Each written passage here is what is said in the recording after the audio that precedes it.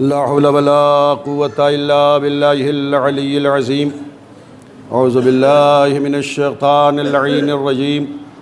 بسم الله الرحمن الرحيم.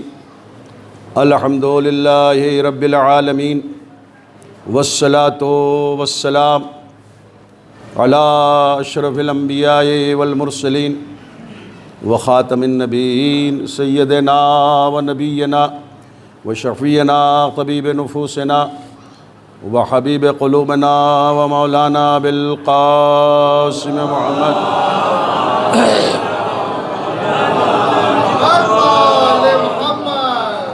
وعلى آله الطيبين الطاهرين المعصومين المظلومين ولعنة الله على الكاذبين. أما بعد فقد قال رسول الله صلى الله عليه وآله وسلم: من كنت مولاه فهذا علي مولاه. صلوات پڑھیں بر محمد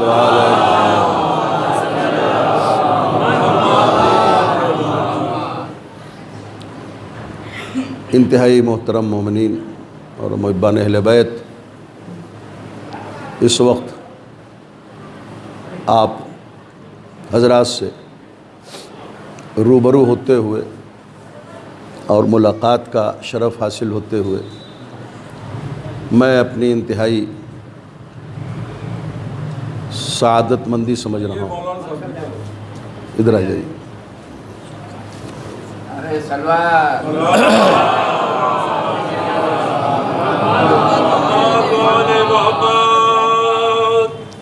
ایک مہینے سے زیادہ نہ صرف یہ کہ وطن سے باہر بلکہ یو پی سے باہر رہتے ہوئے اس مجلس کے بہانے آپ حضرات سے ملاقات کا ثواب حاصل ہو رہا ہے. اتنے اچھے سامعین دیکھنے کے بعد میں فیصلہ نہیں کر پا رہا ہوں کہ کس موضوع کا انتخاب کروں، اور ان نہایتی معراج قامت سامعین کی خدمت میں کس عنوان پر گزارش کروں. میرے سامنے جو مجمع ہے وہ میرا بہت جانا پہچانا مجمع ہے، اور ایسا مجمع ہے کہ جو مفاہیم کی گہرائی اور گہرائی کو ناپنے کا ہنر جانتا ہے. ایسے سامعین ہیں جو لفظوں کی حرارت اور فقروں کی تڑپ اور جملوں کے اضطراب کو محسوس کرنے والے ہیں. ایسے محمد و آل محمد علیہ السلام کے ذکر کے عاشق ہیں کہ جو چاہے زحمت بھی ہو مگر اپنی سماعت کی پرواز کو سدرۃ المنتہا تک پہنچانے کا ثواب حاصل کرتے ہیں. تو ایسا مجمع میں بہرحال نہ جانے کتنے سو مضامین ذہن میں سر دست موجود ہیں، لیکن پھر بھی تبرکاً ثواباً میں نے نبی اکرم فخر موجودات باعث تخلیق کائنات بشیر و نذیر سراج منیر یاسین طٰہٰ مزمل مدثر عقل اول قلم اول روح اول خلق اول وہی ترجمان وارث قرآن جو بولتا وہی ہے جو وہی ہوتی ہے. آپ سے تو توجہ چاہتا ہوں، یہ کہنے کی بھی گزارش نہیں ہے، لیکن ہو سکتا ہے تو 4-5 منٹ آپ کو موڈ بنانے میں بھی لگ جائے، اور میں خود اپنے طور پر آپ کے موڈ بنانے کی ضرورت محسوس نہیں کر رہا ہوں.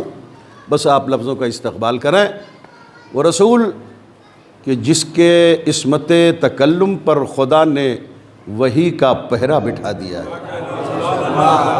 جس کے لیے خدا نے سورہ والنجم جو قرآن مجید کا سورہ نمبر 53 ہے ارشاد فرمایا: وما ينطق عن الهوى ان هو الا وحی یوحیٰ.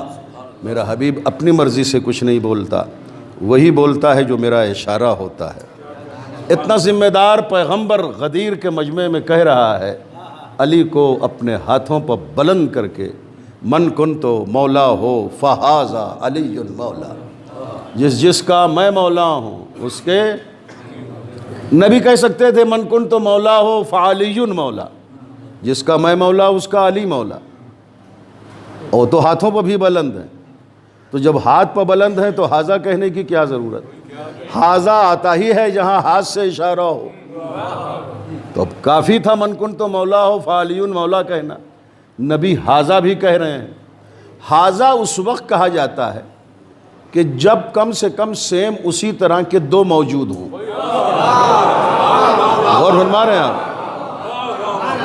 اب دیکھیے جیسے یہاں ایک دروازہ وہ ہے، ایک دروازہ وہ ہے، تو اگر ایک ہی دروازہ ہوتا تو یہ کہا جاتا دروازہ بند کر دو، تو اب ایک دروازہ ہے تو اب بند ہوگا، لیکن اب دو دروازے ہیں، تو اب اگر بند کرنا ہو مثلاً یہ دروازہ تو کہا جائے گا نا کہ یہ دروازہ بند کر دو۔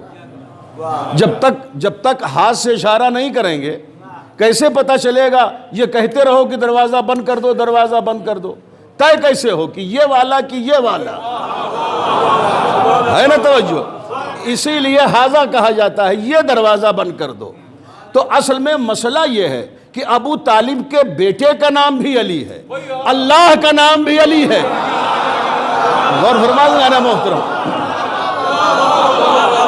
ابو طالب کے بیٹے کا نام بھی علی ہے، اللہ کا نام بھی علی ہے، تو اب رسول کی مجبوری یہ تھی کہ وہ علی کو اپنے ہاتھوں پر بلند کرنے کے باوجود بھی ہاذا کہتے، جس کا میں مولا اس کا یہ علی مولا، تاکہ کسی دشمن علی کو آئندہ یہ کہنے کا موقع نہ رہ جائے کہ اس علی کی ولایت کا اعلان ہوا تھا، اس علی کی ولایت کا اعلان نہیں ہوا تھا۔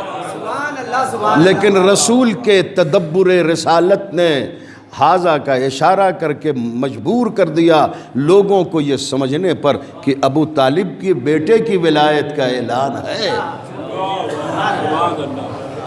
جس کا میں مولا اس کے یہ علی مولا۔ میں سکون سے پڑھنا چاہ رہا ہوں، بہت تھکا ہوا ہوں، بالکل 35-36 دن سے کوئی دن ناغہ نہیں کہ مجلسیں نہ ہوں یا سفر نہ ہو، ٹرین ہو، پلین ہو، 4 ویلر، یہ ویلر وہ ویلر، تو اس میں آپ کی حوصلہ افزائی بڑی سخت ضرورت ہے۔ اس وقت بھی میں بہت ہی تھکا ہی ہوا ہوں، لکھنؤ سے ظاہر ہے کہ آنا، اب وہ 35 سال 40 سال والا مہدی حسن وائز نہیں ہے اس وقت، اب اس وقت 61 سال والا ہے، تو ذرا آپ توجہ فرمائیں، بڑی حوصلہ افزائی فرمائیں، ایک بلند آواز سے صلوات کا سہارا دیں۔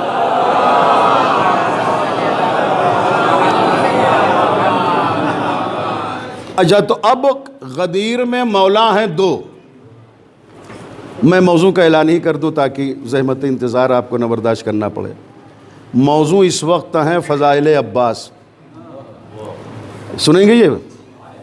ورنہ کوئی بھی آپ موضوع دیں میں پڑھوں اسی پر، لیکن ابھی ممبر پر بیٹھتے بیٹھتے میں نے استخارہ دیکھا، وہ اگر نہ پڑھتے آخر میں تو استخارہ دیکھنے کا بھی موقع نہ ملتا، تو استخارہ بہتر آیا ہے کہ میں جناب عباس کے فضائل پڑھوں۔ ابھی 5 منٹ پہلے میں نے استخارہ دیکھا، تو میں چاہ رہا ہوں کہ اس غازی کے ذرا فضائل میں گزارش کروں، اور اسی لیے میں نے یہ حدیث پیش کی ہے کہ نبی نے فرمایا جس کا میں مولا اس کا یہ علی مولا۔ مولا کی ضد ہے غلام۔ اچھا، مولا تو عربی لفظ ہے نا، اب اس کا اردو میں ترجمہ کیا ہوگا؟ آقا۔ لفظ مولا کو ہم کتنا سمجھائیں، تو اس کا آسان ترجمہ ہے آقا، جس کا میں آقا اس کا یہ علی آقا۔ جہاں آقا ہوتے ہیں وہاں غلام ہوتے ہیں۔ بھائی یہ آقا ہیں تو کس کے ہیں؟ تو غدیر میں آقا بس 2 ہیں، یا محمد آقا ہیں یا علی آقا، باقی سب ہیں غلام۔ غور فرما رہے ہیں؟ ذرا بولتے رہے میرے ساتھ، ہے نا؟ غدیر میں آقا 2 ہیں، یا علی ہیں اور محمد ہیں، باقی سب کیا ہیں؟ غلام۔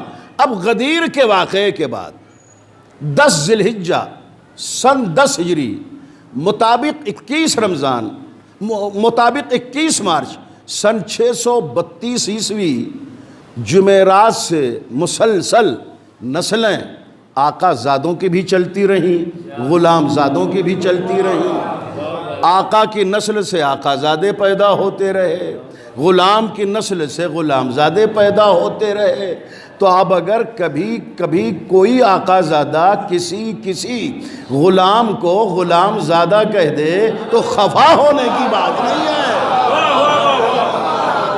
غور کریں گانے محترم، سنیں تمام اہل سنت حضرات اور تمام محبان اہل بیت جہاں تک آواز پہنچ رہی ہے، آپ دیکھیں کہ امام حسین نے مسلمانوں کے دوسرے خلیفہ کے بیٹے عبداللہ کو، عبداللہ ابن عمر کو غلام زادہ کہا تھا۔ تو جب کہا تو یہ چیب جبیں آئے اپنے باپ کے پاس کہ آج حسین ابن علی نے غلام زادہ کہا ہے۔ کہ بیوقوف تو کہا تھا تو لکھوایا کہ نہیں؟ توجہ دیں گے محترم، کہا نہیں بابا لکھوایا تو نہیں، کہا جتنی جلدی ہو سکے جا کے لکھواؤ، اس لیے کہ اہل بیت کی غلامی باعث نجات ہے، اسے میرے کفن میں رکھ دینا۔ 4 مصرے گزارش کروں، موڈ اگر بنا ہو، کہ خوشنودیے محبوب احد مانگتے ہیں، تشریف لائیں۔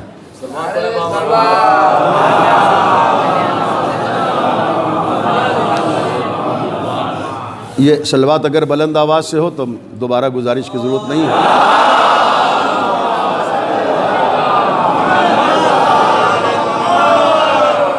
خوشنودیے محبوب احد مانگتے ہیں، کون؟ وہی فاروق ہے نا، اہل اسلام کے دوسرے خلیفہ۔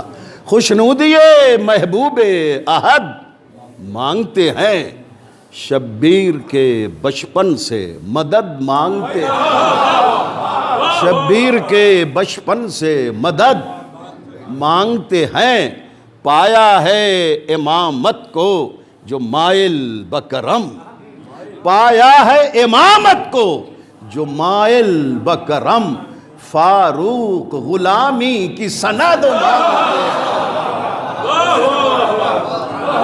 تو آئیے جناب عباس علیہ السلام کے فضائل کا آغاز کریں، جہاں ان کے بہت سارے کمالات ہیں، کہ ایک تو وہ کہ وہ باب الحوائج ہیں، دوسرے یہ کہ وہ ابو الفضل ہیں، یعنی فضیلتوں کا، کہ بابا آدم کو عباس کہتے ہیں، اور اسی نزاکت فکر کے تحت ان کا ایک لقب ہے ابو الفضل۔ تو باب الحوائج، ابو الفضل، سقائے سکینہ، قوت بازو امام حسین، اور ہاشمی غیرت کا پاسدار، اور سب سے بڑی بات تمنائے علی۔ نہیں، اس پہ تو آپ کو غور کرنا ہوگا، یہ سارے جو اور میں نے پہلے نام لیے اس پہ بھاری ہے تمنائے علی۔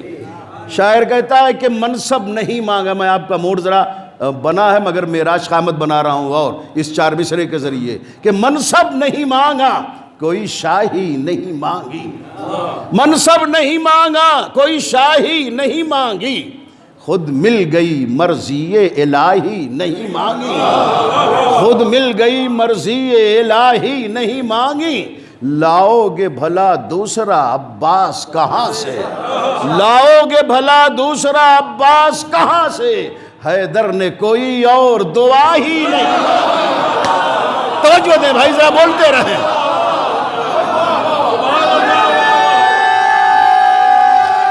بلند آواز سے حضرت بلند آواز۔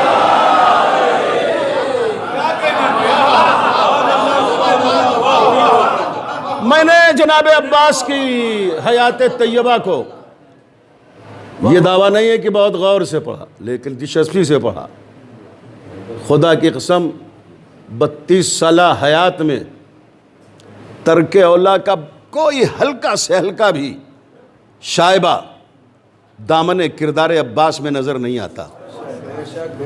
آدم کے ہاں ترک اولا ہوا تبھی تو جنت سے نکالے گئے، حضرت یونس کو ترک اولا ہوا تبھی تو مچھلی کے پیٹ میں ڈالے گئے، حضرت نوح کے ہاں ترک اولا ہوا تبھی تو لقب نوح ہوا، تو نبیوں سے ترک اولا ہوا ہے، مگر جناب عباس علیہ السلام سے دیکھیں نبیوں سے ترک اولا ہوا، تو اس کا مطلب یہ نہیں ہے کہ نبیوں کی فضیلت وہ نہیں، نبیوں کی فضیلت وہی ہے، نبیوں کی عظمت وہی ہے، نبیوں کی شان وہی ہے، لیکن اب یہ کمال کردار عباس ہے کہ معصوم نہیں ہے مگر ترک اولا کا دھبا بھی نہیں ہے۔ جی چاہتا ہے کہ ہم جناب عباس کو ان کے کمال کردار کی وجہ سے معصوم کہیں۔ بھئی اب کوئی خاموش رہے تو معاف کیجئے گا، مولانا کا مسئلہ نہیں ہے، علی جیسے بیٹے، عباس جیسے مولا کا مسئلہ ہے۔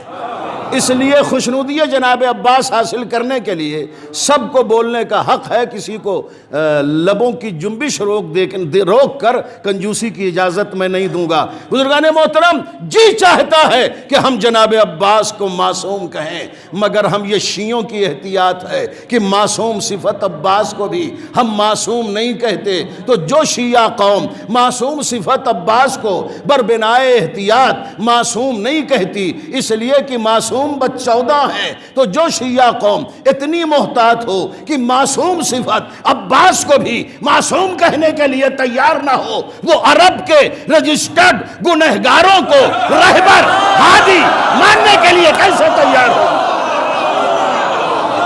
غور فرما رہا ہوں میں نے محترم، بلند آواز سے پورا مجمع جواب دے گا۔ حیدری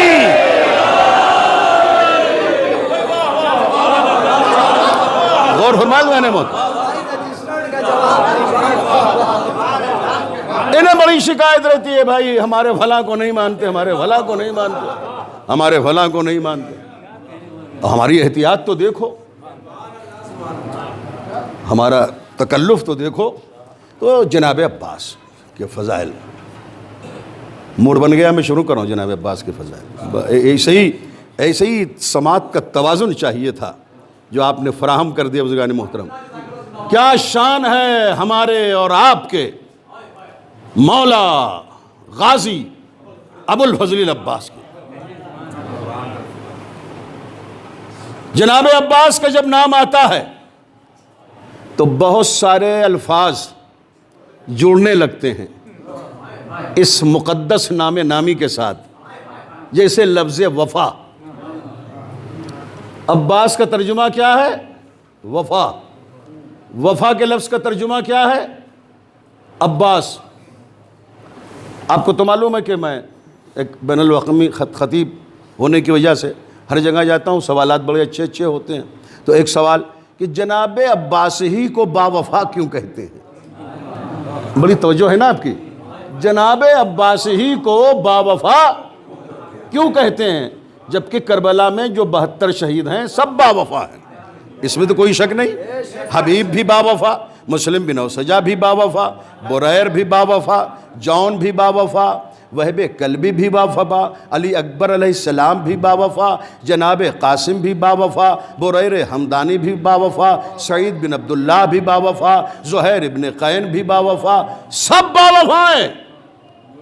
مگر کوئی بھی چاہنے والا علی کا جناب قاسم کے نام کے ساتھ با وفا نہیں جوڑتا، اکبر با وفا کوئی نہیں کہتا، حبیب با وفا کوئی نہیں کہتا، زہیر با وفا کوئی نہیں کہتا، سعید با وفا کوئی نہیں کہتا، وہب با وفا کوئی نہیں کہتا۔ وفا کا لفظ جڑا ہے جناب عباس سے، عباس با وفا، عباس با وفا، عباس با وفا۔ تو اگر کوئی سوال کرے بھائی عباس ہی کے ساتھ لفظ با وفا کیوں جڑا ہوا ہے، موڈ میں کہیں سے کوئی کمی نہیں آنی چاہیے، اسی طرح برقراری رہنی چاہیے۔ اس کا سیدھا سا جواب ہے کہ بھائی تمام شہداء با وفا، عباس بھی با وفا، مگر بڑا فرق یہ ہے کہ سارے شہداء با وفا ہیں دریا سے دور رہ کر، عباس پیاسے ہیں چلو میں پانی لے کر۔ آئے ہائے ہائے توجہ دے، یہ غور کریں۔ کربلا میں سب سے بڑا امتحان تھا پیاس کا، تو سارے شہداء پیاسے ہیں دریا سے دور رہ کر، عباس پیاسے ہیں چلو میں پانی لے کر۔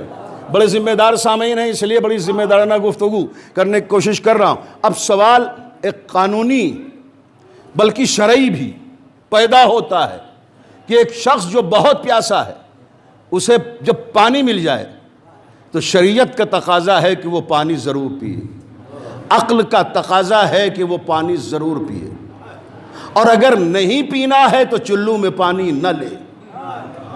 ہاں بھائی اس کو فہم سے تو گزارنا ہوگا، بات اسٹانگ ہے، بہرحال ہے۔ جناب عباس کے عقل و شعور کا تقاضا تھا کہ جب پیاسے ہیں اور چلو میں پانی لیا تو پانی ضرور پئیں، اور نہیں پینا تھا تو چلو میں پانی لینے کی ضرورت نہیں تھی۔ نہیں پینا تھا یہ تو طے ہے، پھر جب نہیں پینا تھا عباس کو پانی تو چلو میں کیوں لیا؟ انشاءاللہ کوئی خاموش نہیں رہے گا، اس میں مہدی حسن وائز کا کوئی کمال نہیں، جس شاعر کا شعر ہے اس کا کمال ہے یا میرے مولا عباس کے کردار کا کمال ہے؟ بزرگان محترم، شاعر کہتا ہے اس لیے شیر علی نے اسے چلو میں لیا، اس لیے شیر علی نے اسے چلو میں لیا تاکہ دنیا نہ کہے ہاتھ نہ آیا پانی۔ توجہ ذہن محترم، یہ مرحلہ قابل غور ہے۔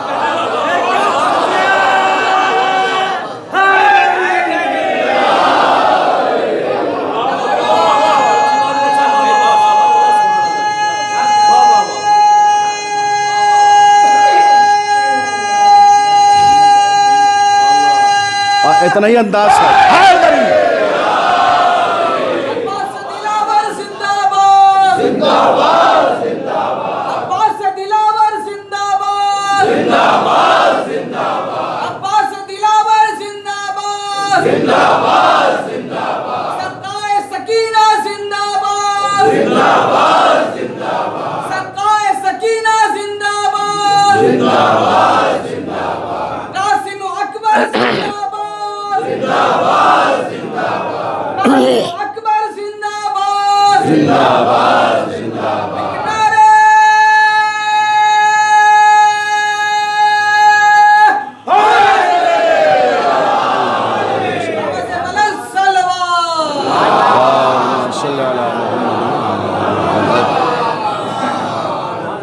تو عباس اور وفا،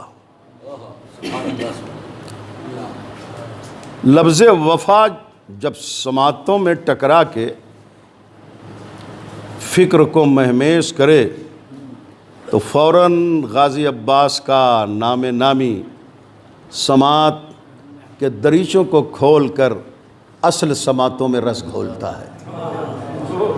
یہ غازی کا نام وفا کے ساتھ جڑا ہوا ہے۔ یوشا فیضی نے 4 مصرے کہے، میں اس کو روک لیتا ہوں، تھوڑا سا روکتا ہوں۔ اب ذرا سا اس سے پہلے ایک بات عرض کروں، عباس کے ساتھ علمدار جڑا ہوا ہے۔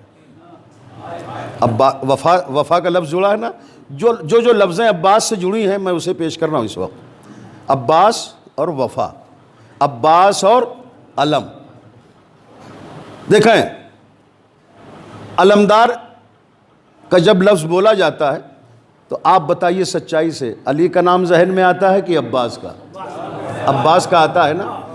بے شک عباس سے پہلے علمدار حضرت علی تھے، اور جب تھے خیبر کے بعد علمدار علی تو نبی نے مسجد نبوی میں ارشاد فرمایا تھا اصحاب کی موجودگی میں کہ جنت میں مجھ سے آگے علی ہوں گے، میں ان کے پیچھے رہوں گا۔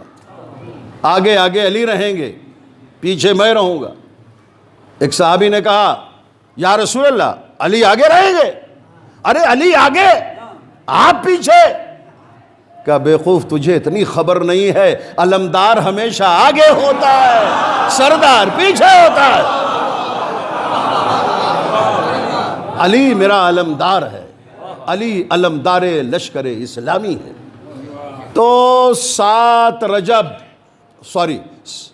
24 رجب سن 7 ہجری کو یہ علم رسول نے خیبر کے میدان میں علی کو دیا۔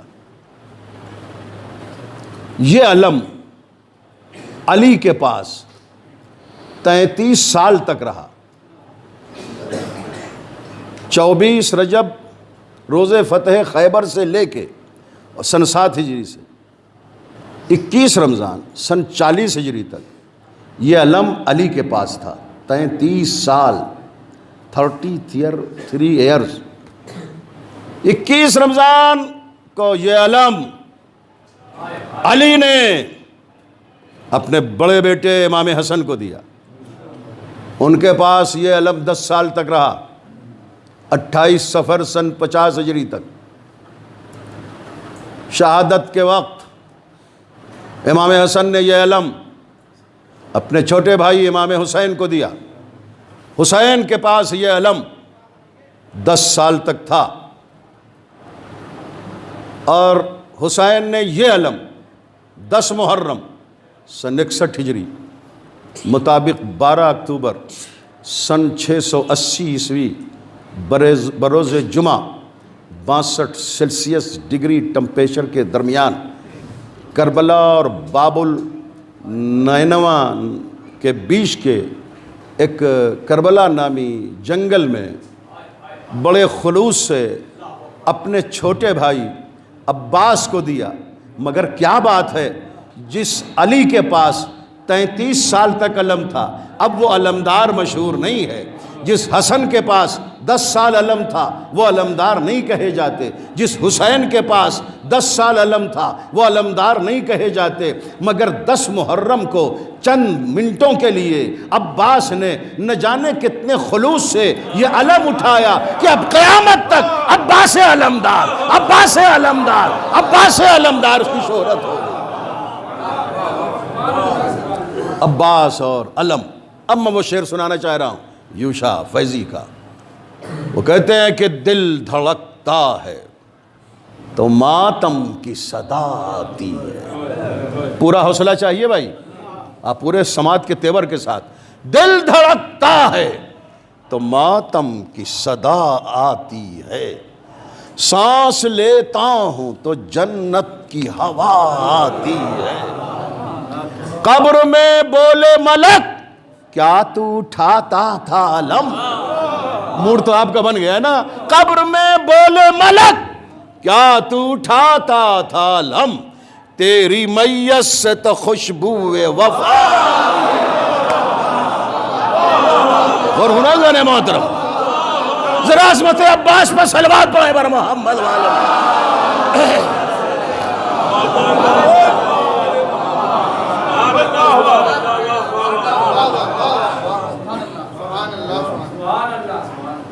اچھا ایک چیز شاید آپ کے ذہن میں مجھے وضاحت کرنا پڑ رہی ہے کہ کربلا میں 10 محرم کو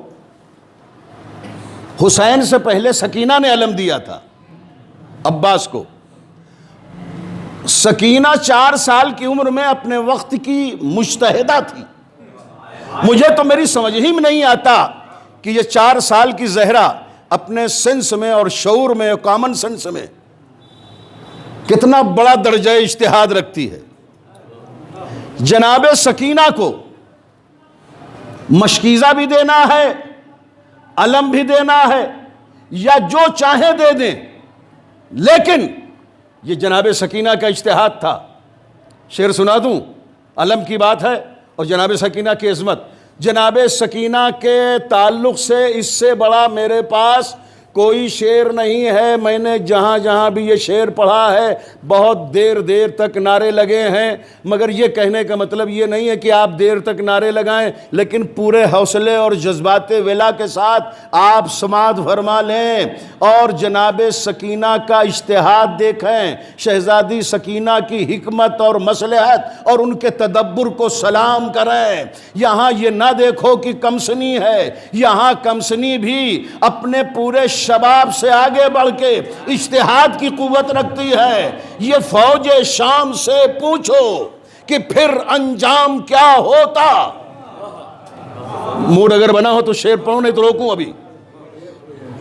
یہ فوج شام سے پوچھو کہ پھر انجام کیا ہوتا، سکینہ مشق کے بدلے اگر تلوار دے دیتی. ہائے ہائے، مجھے حوصلہ چاہیے.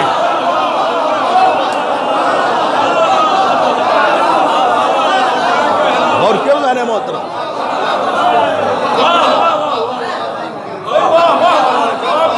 لیکن تو جناب سکینہ نے علم دیا، ورنہ اگر جلال میں آ جاتی تو مشق نہ دیتی، تلوار دیتی، پھر کربلا کا نقشہ کچھ اور ہوتا ہے نا۔ تو عباس اور علم، پوری دنیا میں اٹھ رہا ہے عباس کا علم، ہندوستان میں بھی اٹھ رہا ہے۔ میں نے کسی مجلس میں جوار کی، کسی مجلس میں عرض کیا تھا کہ 80 کروڑ عزادار ہیں ہندوستان میں، 5-6 کروڑ شیعہ ہیں، باقی سب ہندو بھائی ہیں، سکھ ہیں، اہل سنت ہیں۔ 5-6 کروڑ شیعہ جو تعزیہ اٹھاتے ہیں، علم اٹھاتے ہیں۔ تو علم اٹھانے کا تعلق مذہب سے نہیں ہے، عقیدت سے۔ خیر، جملہ بہت قیمتی تھا مگر دھیمی آواز میں کہہ دیا، اور خوش آپ یقین مانیں تکلفات میں نہیں عرض کرتا، تکانے سفر صرف جسم ہی کو نہیں متاثر کیے ہے، فکر و احساس کو بھی، لیکن یہ تو منبر کا اعجاز ہے، اور خاندان زہرا کے فضائل میں وہ اثر ہے کہ تھکن کو بھی دور کرنے کا جو ہنر جانے اسے خاندان زہرا کہتے ہیں۔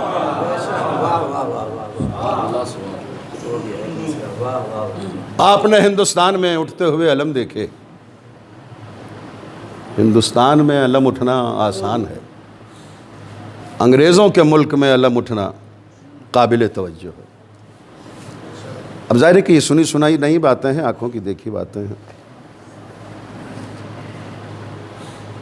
ہیتھرو لندن کا انٹرنیشنل ایئرپورٹ ہے، اور وہاں سے تقریباً 20 کلومیٹر یا کچھ اور زیادہ کا فاصلہ ہو سکتا ہے جو مین سٹی ہے، مین شاہراہ ہے۔ وہاں سن 2000 میں عیسوی میں وہاں کے ایڈمنسٹریشن نے حسینی جلوس کی پرمیشن دی شاہراہ عام پر، اس لیے کہ روئے زمین پر جو مشہور شہر ہیں، ملک ہیں، سب کا سفر میں کر چکا ہوں، تہران، کراچی، نیو یارک، تو ادھر لاس اینجلس، یہ دنیا کے بڑے سٹی ہیں، مگر سب سے بڑا سٹی ہے لندن، اور پراپر لندن میں 3 گھنٹے کے حسینی معجزے سے کم نہیں ہے۔ تو پہلی مرتبہ جب پرمیشن ملی ہے انتظامیہ کی طرف سے تو لوگ بہت خوش تھے اس جلوس میں بھی شریک تھا۔ تو کیا کہنا اس جلوس کا کہ 10,000 کا مجمع امڑ کے آ گیا۔ وہ مانچسٹر جو بائی روڈ 3 گھنٹے کا فاصلہ ہے، وہاں کے سامعین آگے مانچسٹر، وہاں بھی بہت عزادار ہیں، وہاں بھی 30 سال میں نے اشرِ محرم پڑھا مانچسٹر میں۔ تو کیا کہنا، وہاں سے لوگ کھینچ کے عزادار آ گئے کہ ارے لندن میں حسینی جلوس کی پرمیشن ملی ہے۔ تو 10,000 کا مجمع اکٹھا ہو گیا شاہراہ عام پر، 3 گھنٹے کی پرمیشن ملی۔ جہاں ٹریفک 3 منٹ کے لیے رک جائے تو آفت ہو جائے، وہاں 3 گھنٹے کے لیے چونکہ جلوس ہے حسین کا، اس لیے وہاں نظم و نسق کی نگرانی کرنے والی انگریز پولیس پورے جلوس کا رسپیکٹ کرتے ہوئے اور علم کو سلوٹ کرتے ہوئے نگرانی کر رہی ہے۔ تو اس وقت ایک شاعر، نام بھی آپ نے سنا ہوگا، عاشور کاظمی، بہت بڑا نام ہے شاعری کی دنیا میں، ان کا تو انتقال ہو گیا مگر وہ انٹرنیشنل سطح کی شہرت کے مالک شاعر تھے۔ تو انہوں نے اس جلوس کا جو بہت اونچا علم تھا، وہ ایک لاہور کا ایک نوجوان اٹھائے ہوئے تھا، بہت اونچا علم، اور اس جلوس کے قد و قامت کو، اس علم کے قد و قامت کو دیکھا، جلوس کی کثرت دیکھی۔ تو میں ان کے ساتھ چل رہا تھا عاشور کاظمی کے، تو انہوں نے ایک شعر کہا تھا، بھیا وہ شعر میں جب بھی جہاں بھی پڑھتا ہوں وہ تازہ ہو جاتا ہے۔ اور ایک بات اور بھی ہے، فضائل محمد و آل محمد کے تعلق سے یا خاندان زہرا کے تعلق سے الفاظ قرآن کی آیتوں کی طرح کبھی باسی نہیں ہوتے۔ کبھی کسی مسلمان سے آپ نے سنا میں کل ہی تو سورہ یاسین پڑھا تھا، اب باسی ہو گیا، اب آج نہیں پڑھیں گے۔ کل ہی بھی سورہ رحمان پڑھا تھا، اب آج نہیں پڑھیں گے، باسی ہو گیا۔ کوئی نہیں کہتا، قرآن کی آیتیں سورہ کبھی باسی نہیں ہوتے۔ اسی طرح اہل بیت کے فضائل کو جب بھی سنو ایک تازگی محسوس ہوتی ہے۔ تو سنایا ہوگا کبھی میں نے یہ شعر، مگر اس وقت شعر سنیے اور دیکھیے کیا تازگی محسوس ہو رہی ہے۔ عاشور کاظمی نے کہا تھا، بالکل توجہ رہے، لائٹ چلی گئی تو شاید قدرت کو منظور ہو کہ غدیری ماحول بنا دوں، ہے نا، تاکہ اگر کوئی اونگ رہا ہو، سست ہو، تو وہ بھی بیدار ہو جائے۔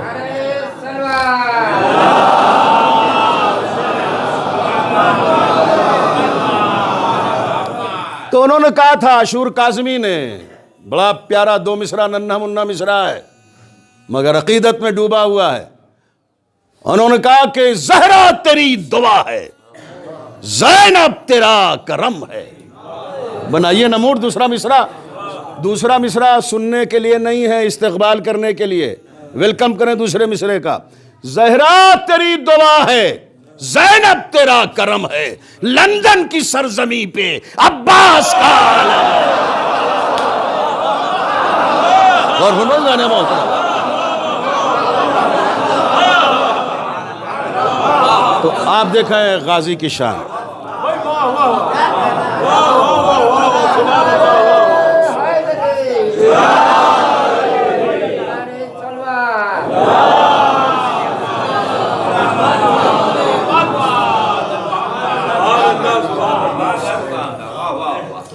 یہ تو 1 گھنٹے کی مجلس ہے، وہ چہلم کی مجلس ہے، ورنہ اگر آپ یورپی ممالک بلکہ انگریزوں کے کنٹریز کی جلوس کی رپورٹ آپ سنیں مہدی حسن وائس جلال پوری سے، تو آپ کو رزق علم ملے گا، اور عقیدت جو اہل بیت سے ہے وہ اور بڑھ جائے گی کہ ہمارے اور آپ کے آقا حسین کی جو شہادت کا اثر ہے وہ کتنا رنگ لا رہا ہے۔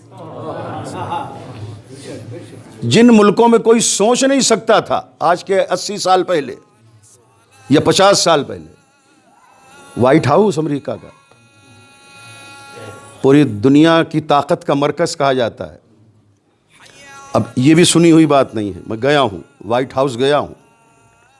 وائٹ ہاؤس کی عمارت کے ساتھ میرا فوٹو بھی ہے، لگا ہوا ہے میرے یہاں کمرے میں، اور اس لیے مجھے یہ دلچسپی ہوئی کہ وہاں جو 40 کا جلوس حسینی ہے وہ وائٹ ہاؤس کے سامنے اختتام پذیر ہوتا ہے۔ آپ کو میری بات پر یقین ہے، میں ممبر پر کہہ رہا ہوں تو یقین کریں، ورنہ چلیں موبائل میں، امریکہ کے درجنوں لوگوں کے موبائلز ہیں، تو آپ ان سے تفصیل معلوم کریں جو میں کہہ رہا ہوں، کہ وہاں چہلم کا جلوس جو ہے، سب کوئی سست نہیں ہے نا، چہلم کا جو جلوس ہے وہ عین وائٹ ہاؤس کے سامنے اختتام پذیر ہوتا ہے، محمدیہ سینٹر سے نکلتا ہے۔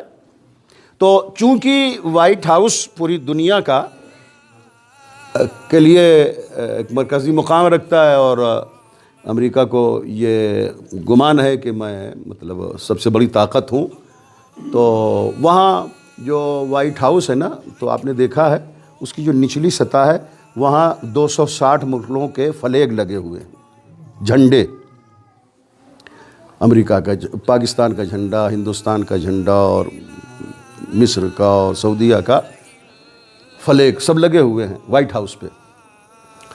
اور سب سے اونچا امریکہ کا جھنڈا ہے وائٹ ہاؤس پہ، ہے نا، جیسے ہمارے ہاں راشٹرپتی بھون ہے اس سے وائٹ ہاؤس ہے، جیسے پاکستان میں ایوان صدر ہے ویسے ہی وہاں وائٹ ہاؤس ہے۔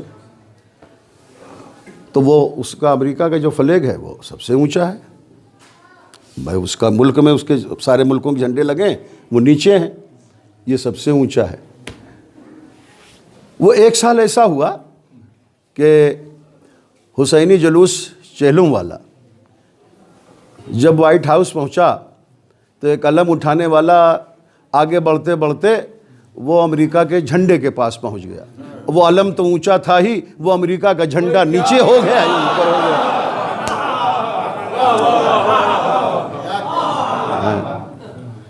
تو اب وہ جو انگریز سپاہی تھے گھوڑے پر سوار, وہ ہٹے کٹے, وہ گھوڑے بھی بڑے قداور تھے, ہوتے ہیں امریکہ میں گھوڑے, بہت لہیم شہیم طاقت. ارے یہ تو بس علی کا گھوڑا تھا جو دبلا پتلا تھا بھائی. مولا علی کا گھوڑا جس کو دلدل کہتے ہیں, وہ بڑا دبلا پتلا کمزور تھا, چھوٹے قد کا تھا. آپ کو بھی تعجب ہو رہا ہوگا, یار مہدی حسن وائس کیا کہہ رہے ہیں, علی کا گھوڑا اور دبلا پتلا. میں مطالعے کے بعد گزارش کر رہا ہوں, بلکہ علی سے کسی نے کہا بھی, اور وہ جو کسی نے کہا نا وہ کسی بھی بڑا مشہور نام ہے, مگر ہم منبر رسول پر منحوس نام لینا نہیں چاہتے,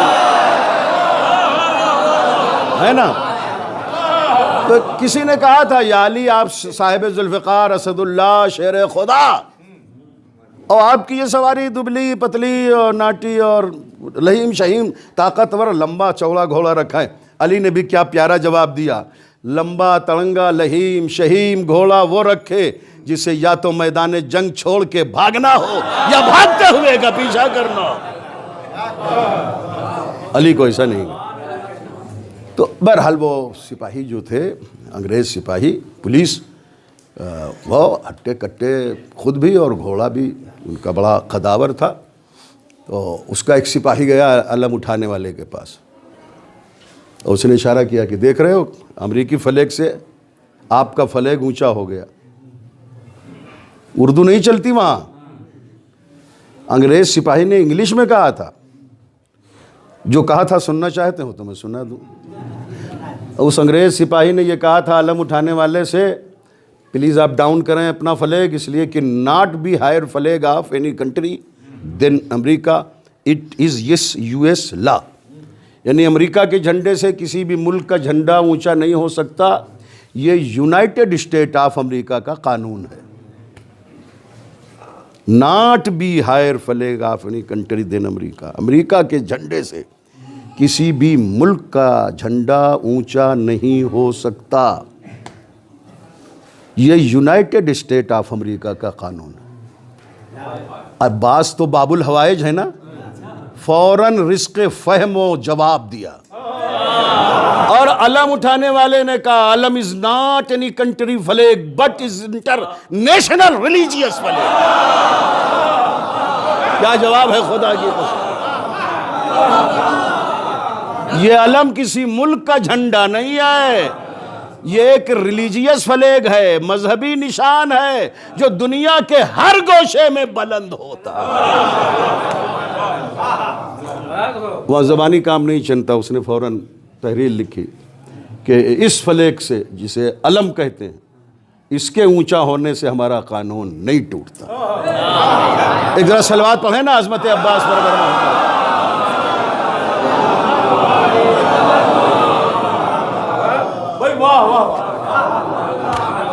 تو عباس اور علم, عباس اور وفا, عباس اور غلامی.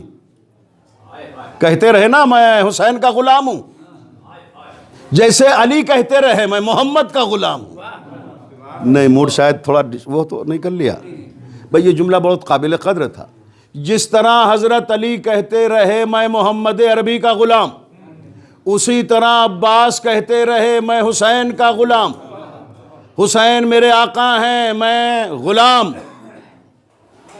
علی کہتے رہے میں غلام ہوں, رسول میرے آقا ہیں. سنیں اب بحیثیت وائس کے میری کوشش ہوتی ہے کہ ذمہ دارانہ گفتگو ہو.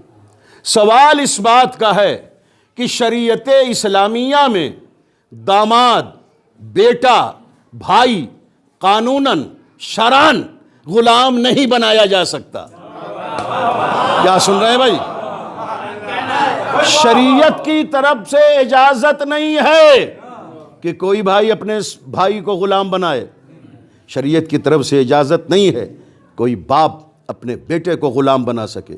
شریعت کی طرف سے اس بات کی اجازت نہیں ہے کہ کوئی اپنے داماد کو غلام بنائے، تو پھر کس سینس پہ کہہ رہے تھے علی؟ میں غلام ہوں، محمد آقا ہیں، یا حسین کا یہ بھائی عباس کس سینس پہ کہہ رہا ہے مولا عباس کہ میں غلام ہوں، مولا حسین میرے آقا ہیں؟ جب شریعت کی روشنی میں بھائی غلام ہو نہیں سکتا تو یاد رکھیں علی کی نظر میں احترام رسالت اتنا زیادہ تھا کہ بس رسپیکٹ میں غلام کہتے تھے اپنے کو، ورنہ اگر واقعی غلام ہوتے تو کبھی محمد بھی تو کہتے ہاں علی میرا غلام ہے۔ اگر عباس واقعی غلام ہوتے تو کبھی حسین تو کہتے کہ ہاں میں واقعی آقا ہوں، حسین میرا غلام ہے۔ حسین نے کبھی عباس کو خود سے غلام نہیں کہا، جو غلام تھا اسے غلام کہا۔ توجہ دو محترم، ابھی تو میں نے پیش کیا، جو غلام تھا اسے غلام کہا۔ تو ہمارا سلام آپ کا سلام ہو غازی عباس پر۔ مولا عباس میں ایک صفت اللہ کی ہے، ایک صفت رسول کی ہے، ایک صفت امام کی ہے۔ یہ بہت بڑی بات ہے۔ آقا عباس میں ایک صفت اللہ کی ہے، اور وہ یہ ہے کہ جس طرح اللہ بغیر ہاتھوں کے خیرات کرتا ہے اسی طرح عباس بھی بغیر ہاتھوں کے خیرات کرتا ہے۔ اور دوسری صفت رسول کی ہے کہ رسول کے لیے نماز میں تشہد کے بعد جو سلام ہے اس میں رسول پر سلام ہے، اور پھر ہے وَعَلَىٰ عِبَادِ اللَّهِ الصَّالِحِينَ، صالح بندوں پر ہمارا سلام۔ اور آپ زیارت عباس پڑھتے ہیں نا تو اس کا فقرہ کیا ہے؟ السلام علیکہ ایہا العبد الصالح۔ جناب عباس کا کیا لقب ہے؟ عبد صالح، ابو الفضل، سقائے سکینہ، باب الحوائج، اور جو زیارت کے حوالے سے لقب ہے وہ ہے عبد صالح۔ اور ہم نماز میں کیا کہتے ہیں؟ السلام علینا وعلی عباد اللہ الصالحین۔ عباس کی عظمت کیا ہے کہ روزانہ حالت نماز میں آقا عباس کو سلام ہو رہا ہے۔ اب اگر کوئی عباس کا سچا چاہنے والا ہے تو وہ بے نمازی نہیں ہوگا، ورنہ نماز میں یہ سلام کہاں سے بھیجے گا؟ ہے نا؟ تو اس لیے غازی عباس کا علم اٹھانے والے ہو تو اپنے اندر وفاداری بھی پیدا کرو اور جذبہ عبادت اور نماز کی پابندی کا بھی حوصلہ رکھو۔ تو ایک صفت اللہ کی ہے جناب عباس میں، دوسری صفت رسول کی ہے، اور تیسری صفت امام کی ہے۔ جس طرح امام جب وار کرتا ہے تو اس کے دو برابر وزن جسم کے ٹکڑے ہوتے ہیں، اسی طرح عباس نے کربلا میں جتنوں کو تہہ تیغ کیا ہے ان کی باڈی کے دو ٹکڑے تھے اور بالکل برابر تھے۔ غور فرما رہے ہیں محترم؟ آپ کو معلوم ہے نا کہ شاید 16-17 سال پہلے کی بات ہے کہ جب دہشت گردی بڑے عروج پر تھی نا عراق میں، اور نجف تک اس کا سلسلہ خفیہ طور پر آ گیا تھا، تو دو ٹکڑے جسم کے پڑے تھے عین مولا علی کے رواق کے پاس، اور وہ نہ کوئی بندہ نظر آ رہا تھا، نہ کوئی تلوار لیے تھا، نہ کوئی اور کچھ لیے تھا، نہ چوری نہ چاقو۔ تو سیستانی صاحب کے پاس لوگ گئے تھے، کہا قبلہ وہ اصل میں آپ کے جد کے سرحانے حرم امیر المومنین میں دو ٹکڑے لاش کے پڑے ہیں، مگر کوئی نظر نہیں آ رہا ہے اور سب پریشان ہیں، انتظامیہ پریشان ہے، معاملہ کیا ہے؟ کہا پریشان ہونے کی بات ہی نہیں ہے، جا کے دونوں ٹکڑوں کو تول لو، اگر بالکل برابر ہو تو یہ میرے جد علی کا کارنامہ ہے۔ اسی طرح جناب عباس نے جو حملے کیے تھے تو بالکل برابر ٹکڑے تھے۔ جناب عباس کے بہت سارے فضائل اب روک رہا ہوں، 1 گھنٹہ ہو رہا ہے مجلس کو، اور اب چند منٹ مصاحب سماعت فرما لیں۔ آپ نے میرا بڑا ساتھ دیا، میں بہت فکر مند تھا کہ اتنا تھکا ہوا ہوں کیسے مجلس کو خطاب کروں گا، لیکن آپ نے بڑی ذرہ نوازی بھی فرمائی، حوصلہ افزائی بھی فرمائی، دعا گو ہوں کہ اہل بیت کا خالق بحق محمد وآل محمد علیہ السلام آپ سب کو ہمیشہ تمام آفات و بلیات سے، بیماریوں سے اور بالخصوص کورونا وائرس سے محفوظ فرمائے۔ میں یہ بھی دعا گو ہوں کہ پروردگار بحق اہل بیت علیہ السلام آج جس مرحوم کے چہلم کی مجلس ہے، رئیس اکبر مرحوم و مغفور، ان کے درجات کو بھی اللہ بہت بلند فرمائے اور ان کے پسماندگان کو، بھائیوں کو، متعلقین کو، رشتہ داروں کو، بیٹے بیٹیوں کو صبر جمیل عطا فرمائے۔ حضرات،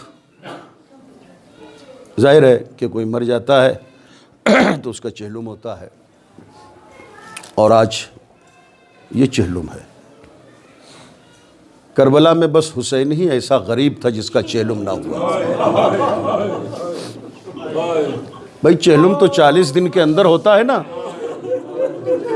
اور وہ 40 دن کے اندر کا جو وقت ہے وہ شام کے قید خانے کا ہے۔ حسین کا چہلم منانے والے موجود ہیں، سجاد جیسا بیٹا موجود ہے، مگر ہاتھوں میں ہتکڑیاں ہیں، پیروں میں بیڑیاں ہیں، گلے میں طوق ہے، کمر میں لنگر ہے۔ بہرحال جو بھی مر جاتا ہے اس کے پسماندگان اس کا چہلم کرتے ہیں۔ زینب بھی لٹا ہوا قافلہ لے کے 20 سفر کو آئی تھی حسین کا چہلم منانے، مگر کس غربت میں چہلم ہوا آپ سنتے رہتے ہیں برابر۔ رباب نے اپنے بچے اصغر کا کیسے چہلم منایا، لفظیں ساتھ نہیں دے رہی۔ ام فروا نے اپنے بیٹے قاسم کا کیسے چہلم منایا، کہاں سے لفظ لاؤں۔ لیکن بہرحال چہلم کے عنوان سے 3 دن تک ماتم ہوا تھا، اور پھر اس کے بعد یہ قافلہ پہنچا تھا مدینے۔ میں نے جناب عباس کا ذکر کیا تو انہی پر مصائب کا اختتام بھی کوشش کر رہا ہوں کہ ہو جائے۔ یہ لٹا ہوا قافلہ پہنچا مدینے 8 ربیع الاول سن 62 ہجری کو۔ ابھی دن نہیں ڈوبا تھا، اجالا تھا، تو سید سجاد کو حکم دیتی ہیں شہزادی زینب،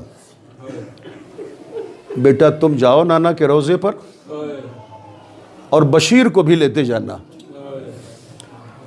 میں اس کو علم دے رہا ہوں، اس سے تم کہو کہ محلہ بنی ہاشم میں جا کے ہمارے آنے کی خبر کرے۔ تم روضہ رسول پر ہے نا بیٹا سجاد؟ کہا پھپھی اماں تو آپ واقعی نہیں چلیں گی ابھی؟ نہیں بیٹا ابھی زینب نہیں جائے گی۔ کہا پھپھی اماں وجہ بتا دو نہ جانے کی فی الحال، دوبارہ میں نہیں کہوں گا۔ کہ میرے لال ابھی سورج کا اجالا موجود ہے،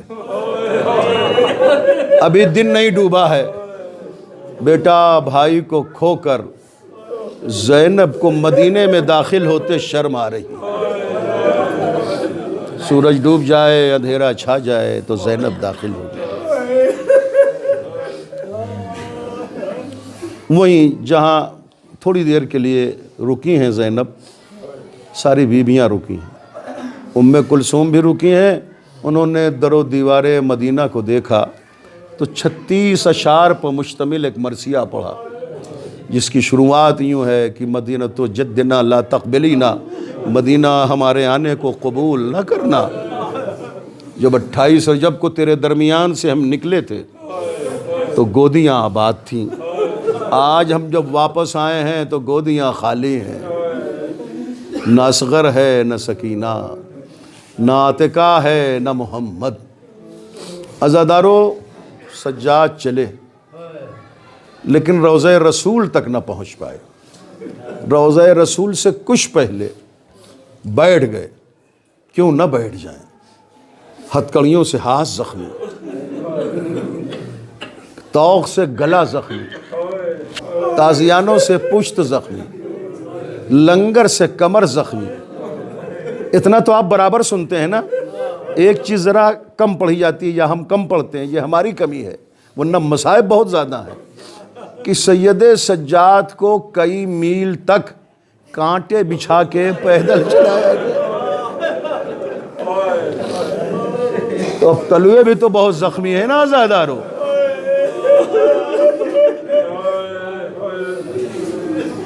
تلوے بہت زخمی ہیں۔ علم دیا زین العابدین نے بشیر، یہ ذہن میں رہے کہ روضہ رسول تک سجاد نہیں پہنچ سکے ان زخموں کی وجہ سے، خاص طور سے پیر کے تلووں کے زخم اتنی اذیت کا سبب تھے کہ چلنے کی تاب نہ رہ گئی تھی۔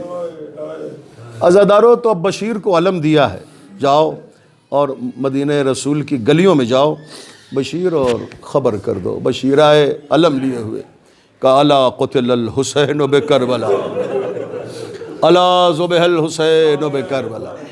بشیر کہتے ہیں میں نے یہ دیکھا ایک گھر کا دروازہ کھلا، ایک 7 سال کی شہزادی کمر جھکائے ہوئے عصا لیے ہوئے ڈیوڑی سے باہر آئی، اور اس نے میرے قریب آن کر ذرا تیور بدل کے کہا، اے یہ خبر سنانے والے منادی، میری یتیمی کا اعلان کرنے آیا ہے؟ حسین میرا بابا تھا، میں حسین کی بیٹی صغرا ہوں۔ بشیر نے کچھ نہیں کہا، کبھی بھی آپ روضہ رسول پر جائیں، فاطمہ صغرا روضہ رسول پر ایک موڑ اور مڑ گئے بشیر علم لیے ہوئے، پھر کہا الا قتل الحسین بکربلا، الا ذبح الحسین بکربلا۔ بشیر کہتے ہیں جب دوسری مرتبہ میں نے آواز دی تو پھر ایک گھر کا دروازہ کھلا، اور ڈیوڑی سے ایک ضعیفہ جس کی کمر جھکی تھی، جو 80 سال سے زیادہ کی بوڑھی ضعیفہ تھیں، وہ 7 سال کے ایک بچے کو لے کے آئیں، اور جیسے ہی آئیں وہ بچہ میرے قریب آیا، اور قریب آن کے جو میرے ہاتھ میں علم تھا اسے اپنے ہاتھ میں لے کے کہا، یہ تجھے کیسے مل گیا؟ یہ تو میرے بابا کے ہاتھ میں تھا۔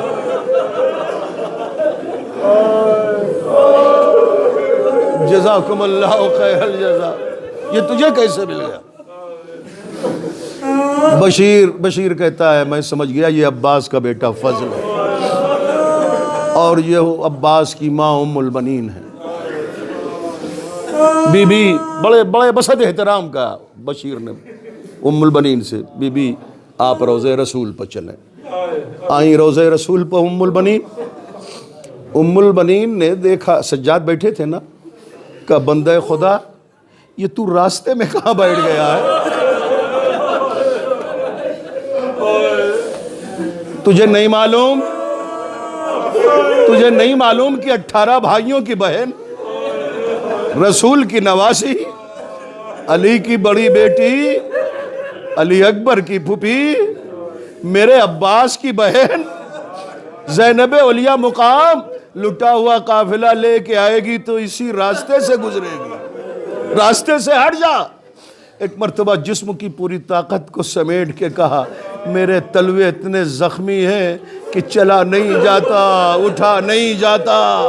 عزادارو، فاطمہ صغرا نے یہ آواز سنی تو ایک مرتبہ ام البنین سے ہاتھ جوڑے، دادی اب دوبارہ نہ کہنا کہ اٹھ جا اور کنارے بیٹھ جا، اس کا چہرہ میرے بھیا سجاد سے مل رہا ہے، اس کی آواز میرے بھیا زین العابدین سے مل رہی ہے۔ جزاکم اللہ خیر الجزا۔ پہنچ گیا لٹا ہوا قافلہ مدینہ۔